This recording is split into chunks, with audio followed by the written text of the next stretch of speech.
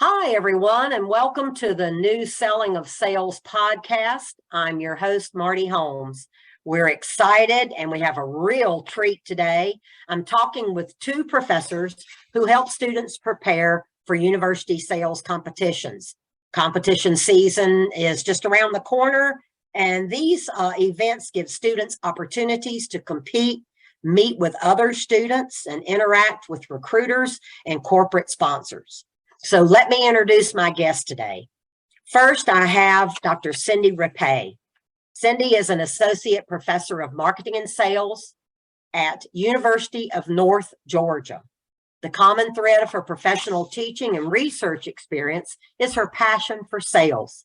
She enjoys teaching students and helping them become empowered with sales techniques and simultaneously learning to sell themselves.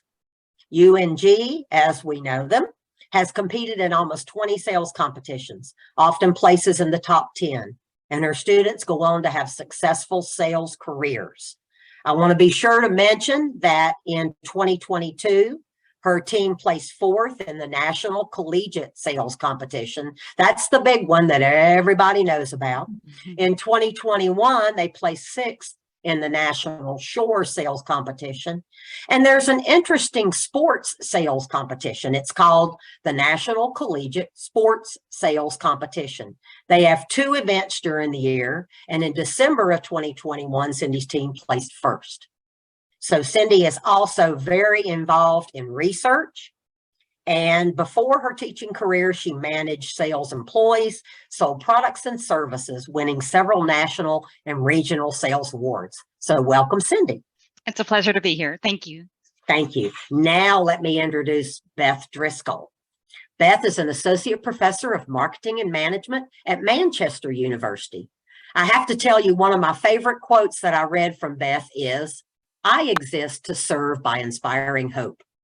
So after 30 years in marketing products and services and training and development talent, she brought her experience to higher ed. She understands her role is to not just help Manchester students develop their own skills and voices as budding marketers, managers, and sales professionals. She also guides them in finding a purpose, developing their dreams for life, and sharing the skill sets they will need to achieve profound and meaningful goals. She works to develop students into outstanding and intentional servant leaders who work towards a life filled with purpose and joy. Beth also has a long-standing commitment to enriching civic life and maintaining strong community ties, both personally and professionally. And just as a note on Beth's students' recent success, they competed in the Florida Press Association's Elevate Your Pitch sales competition and placed 6 out of the top 10 spots, including a first place finish. So welcome, Beth. Thank you so much. I'm so happy to be here.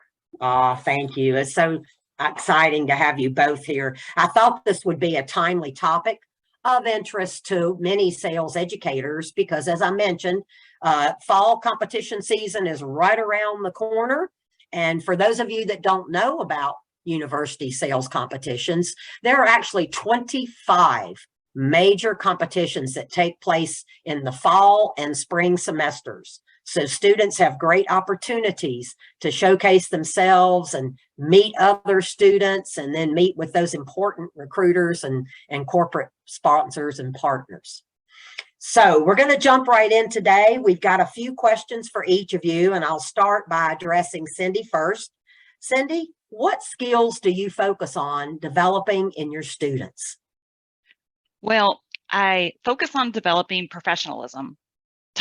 First off, because if you need to be able to have that, and students don't have any experience to teach them how to be professional. Most of them have never, traditional students have never been in a professional environment. So that's something I really emphasize in my classes. And then, of course, when teaching sales, I teach them how to sell, mastering the entire sales process and learning how to adaptively sell so that they're not like a sales robot, but that they're learning to think on their feet. And also able to apply that to whatever situation they're in, whether it be a job interview, whether it be a competition, whether it be selling a product, whether it be convincing a a boyfriend or girlfriend to go eat at a certain restaurant. Whatever it is, sales skills can come in. And I really focus on making sales real to them by connecting sales to everyday influence and persuasion. Great, great. Yeah, that's so important. Okay, Beth, same question to you. What skills do you focus on in developing with your students? Well, we often talk about how some of the students are so nervous, right, when they think about actually having a sales presentation. And we talk about it's really a conversation, that we are dealing with human beings and treat people like human beings. So we practice a lot of role plays in the classroom. Just, saying you are, the sales process, 60% of it, as we know, is online, right? Takes place before we even get to meet our people. So they want that human connection. So I talk about, being human as part of that conversation. The other thing we talk about is stories. Stories relate, people relate with stories. And if you have the ability to tell a good story, you will have a great sales career. And stories that are real. We're not making things up. It's stories about peers, stories about their successes, stories about themselves. So human beings, once again, I go back to that quite often in our classroom, because people are so terrified of, or the students are, right? The traditional students seem to be terrified of that sales process when they get actually talking with that sales or the buyer. And I just talk about they're human beings, and you have a solution. You're going to help them be the hero. And that's your job, to help your buyer be the hero. And they're a human being, a person trying to really do well in their job as well. So. Great.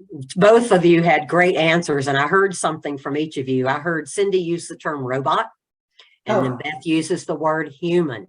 And the interesting thing about that is, I remember a couple of years ago, I got some feedback from one of the competitions through one of our board members, who said that one of the judges said that students were learning to not be a robot, to be themselves, and they could see the change over the last couple of years. So that is really important. And it's interesting that you both touched on that same aspect. Okay, next question. Here we go, Cindy. How do you help them prepare before the competition so they have a positive experience? So I think practice is really the best way to prepare. And I jump students in very early in the process. When they take my classes, they become a salesperson. And we start right away learning the sales process. We learn a step, we practice it. We learn a step, we build, we practice it. We go to the next step, we practice all three. We just keep building. So I think giving a lot of role play assignments, which is heavy on the grading for me, but I think it's well worth it, because then by the time we get to a final role play or a competition, we've already done a lot of practice, which helps ease nerves. You mentioned nerves earlier, Beth, and that's something that what happens when we're under pressure, we go to our memory. We go to that muscle memory kicks in, so to speak. That's what the literature tells us. And so being able to practice a lot helps you be better prepared, because and not just practice like with just students, but practicing with other people, practicing with more realistic buyers. Who you practice with, I think also is just as important, because sometimes my early students will just they'll give no objections, or they'll lay out, the student will ask one probing question, and then it's like, here's all the information we could ever need. And I'm like, wow, I wish it went like that when I was in sales, because I remember it being that easy. It's like, you need to be prepared to kind of go fishing and grab out every detail of information with a question. They're not going to just give you all that information. So I think it's important to also match them up with different buyers. Like, I have some role plays where I have my advanced selling students serve as a buyer for my professional selling students. And then that challenges them, because one, it's somebody they most likely don't know. And two, it's somebody who has a more realistic view on what it means to be a buyer and act as a buyer, as opposed to just being easy on each other because we're both students trying to get through this role play. I think you just read my mind, because I was going to ask you at the end of your answer if you used more advanced students to help with the role play, and you just went right into it. That's great. We're in sync. We're vibing here. That's right. We're in sync. Okay, Beth, how do you help them prepare before the competition so they have a more positive experience? Actually, a lot like Cindy, we do a lot of role playing in class, and we talk about put yourself in the buyer's shoes. What's important to the buyer? I share with them that when you go in there, you can't come with a solution because you don't know their business, you don't know their issues, and it's pretty egotistic of you, right, to go in and say, here's what you need. So you have to ask. You have to have that conversation with that buyer. Put yourself in their shoes. What's most important to them? The buyer doesn't want to make a mistake, because their job's on the line if they make a mistake. Go in with integrity, be authentic. But once again, it's a lot of role plays, and we do the same thing. We bring in outside area sales professionals will come in and do role plays with the students. And we do several in 15 weeks, right? As many as we can with the competitions that we try to be part of. And then we actually in class, we do role plays where we have a buyer seller and then one of the groups of 3, and then the student's the evaluator. And then, you walk around and then I bring in the dean and I bring in other colleagues to help me facilitate that as well, because they're going to act differently with other professors and others in the higher education than just with me, because at some point they become, comfortable in the classroom. So and I don't want to make them uncomfortable. That's not what I'm saying. I want them to level up their game and understand that what they're doing is important. And once again, I go back to that. They need to help their buyer be the hero. So in your presentation, what's, finding the issues that are really challenging to the buyer, and then how do you help them solve that? So that's what we do a lot. That's wonderful. Yeah. I hear some really common themes among you both.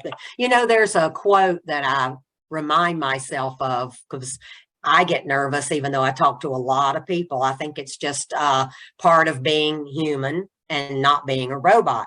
And the quote is, get comfortable with being uncomfortable. And I think that's really important, especially for younger students, to understand that being uncomfortable is actually normal.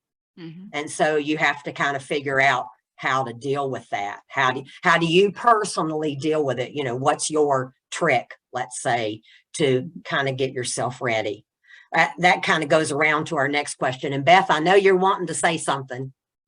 Just reflecting on what you said, one of the quotes I use often in class is, no growth comes without pain. That's another great one. Yeah. We got to get these young folks, these younger students, especially like the intro to sales students, to understand that being uncomfortable, having a little personal pain is all part of the process, and that no one is perfect and no one will ever be perfect. And when you make a mistake, just get over it. Get over it. That's the definition of business acumen. I mean, business acumen isn't doing everything perfectly. Business acumen is ending it well. And so it's making sure that at the end, it all came together. I mean, and I can think of many a sales call where I maybe fumbled my way through, but at the end, it ended well and all was well. And I think students want to be perfect. And I tell them, like, from almost the first day of class, we will all fail together. And it's kind of a joke, right? Because we're not going to all fail class together. That's not my goal. But the idea is, put aside your perfection. You have to, no one's first role play or second role play, including me, is great. We have to be comfortable with not being good at this to get good at this. And so trying to create that environment, I think, is really important. And that's why when I grade, I think we as professors have a responsibility, like, for their practice role plays, I give them full points if they do the role play, even if it's terrible, because I don't want them to have a pressure of a grade. Now, their final role play does get graded, and it's weighted very heavily. And at that point, after the entire class, they should know. But as we go, I don't want them to be penalized for learning. And the idea is to create that relaxed learning environment so that their next role play, they can take that feedback and they can improve. And I find that is really great for them. It's so exciting, right? I just got done teaching a summer sales class to see where they were at. And it was only a 5-week class, but to look at their role plays from week 1 to week 5, like, to see that type of growth. And it's really amazing what can be accomplished. And I guess as somebody who never was able to go to college for sales, I mean, I was thrown into my first sales job and, learned through the school of hard knocks, cold calling. So So that it's just really exciting to see what these programs can do. And this isn't something just exclusive to my program. With all these amazing sales professors across the country, companies are really able to get students who are very well trained very early on. I think my students graduate with what took me 5 years to learn in my sales career. Yeah, that's great. That's great. You know, Howard and Sally Stevens, founders of the Sales Education Foundation, they used to say that we give students a body of knowledge on selling, and then the companies give them their knowledge on what is being sold. Yes. And so that's, because you don't know everything, but you know the basics, you know the principles, and then you adapt those principles to the product or the service that you're selling. So I think what you said there is really great. Well, we've mentioned this a couple of times, but I'm going to go ahead with my next question because I want to focus on this. So Cindy, how do you help students deal with those last minute nerves? So I love that question. And I'm going to tell you, when I started going to competitions at UNG, I didn't realize as a new coach that I never thought about preparing them for the nerves of competition. I prepared them for the sales process. I prepared them for certain objections. I prepared them for what to do when you don't know what to do. But it never occurred to me to prepare them for the nerves. And what happened is that some of my earlier on competitions, I would have some of my best students get there and completely freeze up. And so, and it was so frustrating because I knew they knew stuff, but their nerves got the best of them. So it made me realize I have to add that training in. And one of the things that helped me realize it is when I was director for National Collegiate Sports Sales Competition, we had access to the videos, and that was in the middle of COVID. So the way that we were able to structure it, because we had so many, over 200, I think it was, role plays that were completely online. So we had it where automatically recorded. So the minute somebody went into the Zoom meeting, the record was already on. So I was able to view some students to see what they did before the buyer ever got there. And I'm actually working on research on this with my co-author, Shannon Cummins. And it's very fascinating, but it was really interesting to see that some of the students, you could see from their body language, and whether you want to call this power posing, like what Amy Cuddy talks about, but you could see from their body language what was happening. It's right. You know, are they like, let's go, you know, or what are they doing? You know, or are they like fidgeting, and are they like, are their eyes real shifty, and they're like this, and they keep looking at the camera? I mean, you could see, and then we're starting to equate that to how well they did in the competition. Well, one of my students in particular, his name is Austin. He's since graduated, of course, but he did very well in that competition. I think he got 5th place. And at the beginning of his role play, he was like, he was posing, huh? I was like, what the hell? I was like, Austin, I said to him, I said, what were you thinking? I need to know. What you had said, you had 7 minutes before the buyer ever got there. What? And he was like, Dr. Rippe, he said, I was thinking, I've got this. I'm going to kill it. I'm ready for this. I'm going to go. And he was just thinking really positive, and he did very well. And so, you know, I can show my students his video, and I can show them the video of somebody who wasn't having that before a competition. And we can talk about mindset. And I think and then I also have done some research on pressure. I think I mentioned this a little bit earlier, sort of the difference between pressure and stress and how you manage pressure.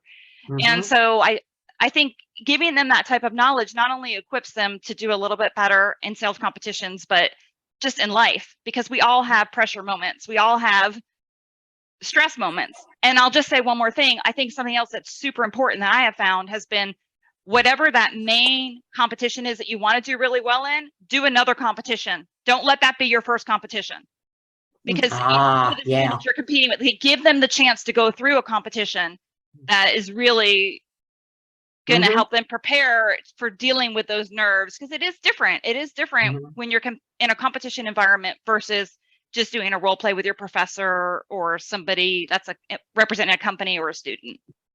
Interesting. Yeah. You know, the power of positive thinking is real, and telling ourselves that we're going to do okay, and that we don't have to be perfect, but we're going to do okay. Yes. Yeah.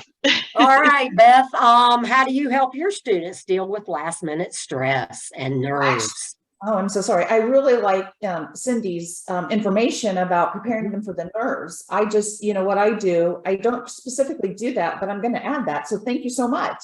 Oh, There no you go. problem. I talk about making sure they listen, because some of my really great students have been in competitions. And when the buyer said, like, the proposal was, let's start in 10 stores. And the buyer says, no, I want to start in all 25 stores. And she couldn't get past what was in the script because that was her comfort zone.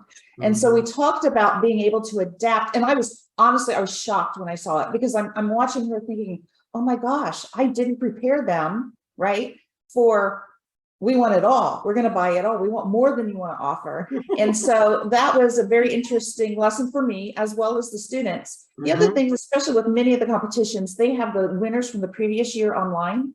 So showing the videos really does help, because they're like, whoa, it is just a conversation. It is just me having, asking really good questions and making sure I know my stuff so I can, give really good answers. So those things have really helped. And then we do a lot in classroom with role plays. And then I also, before a competition, they do get to practice with somebody other than myself. They do their presentation, if we're going, if it's just one team, if it's all the students, then we try to figure out the best way to approach that. But practicing, talking about listening, really listening to the conversation and where it's going, adapting, and then watching the videos really does seem to help them a great deal. Yeah, that great. Both of you have really great answers. I'm like, yeah, yeah. I really agree with you, Beth, about the videos. I'm really glad you brought that up, because that's so important for them to be able to see other people who do what they're getting ready to do, who've done it well. And I think it's also equally important to watch the ones that didn't do as well. There's so much learning. Like, all of my students who have done very well at competitions have spent a lot of time with all videos, good examples, bad examples. And there's a great learning in watching a bad video, so to speak. Let's not be. So we'll call it a video that needs improvement. There you go. And so, and it's really great learning to show that to a student and have the student critique it. Okay, what's wrong? How would you handle that? Like, the objection will come, I'll hit pause. Okay, what do you say? Good for you. Oh, that's great idea. Yeah. Ask them what they would have done differently. Right. Yeah. And then watching what the student did and then telling them what I would do. Hey, that's great. But that just it's very time consuming, right? What we do as sales coaches, it's very time consuming. But it's time that makes a difference in helping them be prepared and going out there and getting great jobs in sales. Yeah, and that's the ultimate goal, isn't it? Yeah. That's the ultimate goal. Yeah. If I might add, you mentioned Amy Cuddy's video about, power posing. There's another video, I can't remember who presents, but it's talking about how stress is your friend.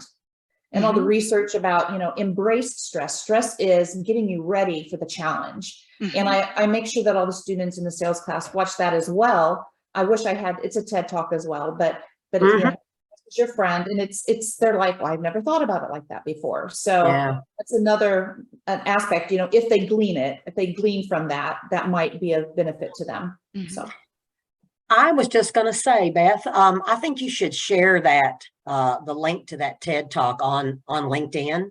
Okay, and, I will do that. And I'll get pinged on it, and we can share it with everybody, because that's an interesting topic that each and every person has to deal with, and I don't think I've ever seen that before. So yeah, be sure and share that, and folks listening to this or watching this, join and connect with us all. And then you too can see that TED talk. Now, the last question, I'm going to start with Beth this time. Oh, okay. we're going beyond the script here. Yeah. Okay. What do you believe are the most important benefits of competing? Well, there are certainly several. I'll talk about it for my university first. Yes. To go to the students. Manchester University is in North Central Indiana. We're not big by any means. And we don't get the big companies coming here to recruit, which is fine. It's the way life works, right? So this allows us to make really great connections, gets the students out there, gets Manchester University's name out there. So we just talked about the Florida Press Association, Elevate Your Pitch. So we were invited to their conference, and I moderated a panel there of students. One of my students went down, and he left with an internship with Gannett. Those are things that don't normally happen, in our university. We have a great university. I'm not saying that we don't. It's just reality, right? So that allows us, to claim our stake, if I might say that, and for Manchester University, and then allows those students to connect. From the student standpoint, succeeding or doing well in a competition just elevates their confidence so much. And even just competing, they realize that, they are nervous and rise to the challenge, and it gives them the confidence, that courage to do it again, and knowing that, they can compete and they can learn. And they also understand all the other students are in the same boat. They don't have, they're coming out with the same level of experience. They get to meet people all over the United States. It's just great opportunity for networking, because I said, these people you'll probably cross paths with again sometime in your career. Get to know them, become, LinkedIn buddies, and connect, because that's important for them as they develop in their career. So those are things that I would offer for that answer. Yeah, I'm glad that you brought up the university too, because it is a way for the university to gain awareness, and then also for future students to gain awareness of the university. Yeah. I have a lot of anecdotal comments from the smaller universities on just such a thing. It's just getting a presence and letting people know that you exist in some areas of the country. Perfect. And not only exist, but we're doing well. Yes. Go ahead. I'm sorry, Cindy. Go ahead. No, I fully agree. Like when I came to UNG, I think I came in 2019, I think. And I'm starting my 4th year. So, and we had no sales program. We had nothing. Nobody knew of us. We had no sponsors. We had nothing. And we're still a very small program, but we started doing these competitions, and it brought recognition. It brought job offers. And and now, I'm constantly inundated with companies contacting me who want to partner with my program. I have a waiting list for sponsors because there's just me running the program, and there's only so many opportunities I have. But that's just what competitions will do for you. We've been able to prove ourselves in competitions to the point where now it's okay, we need to slow down on competitions and really focus on our sponsors and our internal competitions now. But we're able to do that because of what competitions did for us as a small university that no one had ever heard of. So I love that point, Beth. Yeah, that's great. So Cindy, you touched on the importance to the university, but now let's talk about the benefits that the students gain. I think it's fantastic what competitions do, because you're a winner even if you don't win when you go to a competition, because I tell my students, come to class, get a job. It's so easy to go here and interview and be exposed to so many companies. It's fantastic. And on top of that, what competitions really do is they teach students the sales process. That's the most important thing I think I can do as a sales professor, is ingrain the sales process in their brain, so that every sales call they do for the rest of their life, it's Dr. Rippe, and they're telling them, do this, do that. They carry me on with them as they move on. But that's my job, I believe. My job is because if you stay true to the sales process, you're going to make money. You have to have that process down, and competitions enable them. And to also, the other component is to bring real world, to bring that reality in. And in research, we call that ecological validity. And the idea is that it's very important for them to grow in their professionalism, for them to realize what they can do. Most of them, they're young, they haven't had a chance to really experience the business world. And for them to see that those everyday conversations that we mentioned earlier, part of sales, that is something that you do in a sales competition, that's really all a sales call is. And I think it's helpful for them to grow in their efficacy of what they're able to do just by participating in a competition, even if they can't place well. And wonderful. Yeah, they're really, really key and important. And by the way, they're a lot of fun too. Yeah, you get to meet people, you get to go to a different place, probably never been there before. Yeah, meet people. Yeah, there's nothing more fun than a bunch of salespeople, right? We are the most fun group of people in the entire universe. Absolutely. So no bias. I agree. That has been proved.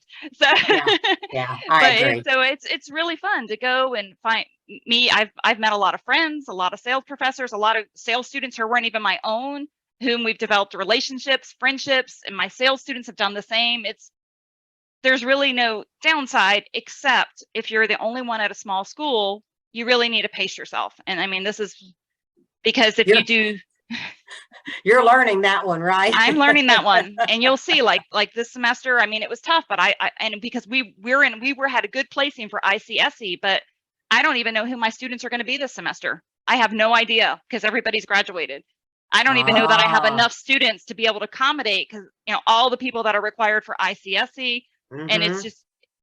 I just don't even know where it's going to come from. It's kind of like I'm in sales again. And, when you're like, okay, where's my quota coming from? I don't know, but I'm going to find it. But anyway, but ICSE is a great competition, but I just, I'm learning. I have to bow out and maybe do a little bit less to be able to keep up. And especially now that I'm putting on 3 internal competitions for my sponsors. Oh, wow. Yeah. So like you really have to get the pacing down, because you don't want to burn out.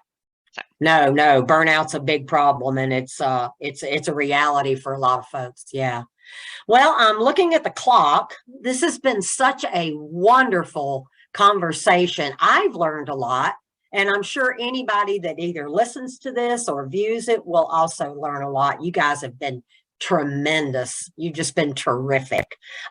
Just so everybody knows, you can view the video on our SEF YouTube channel. If you put in the search, The New Selling of Sales, there's a whole lot of different professors and a couple of professionals there.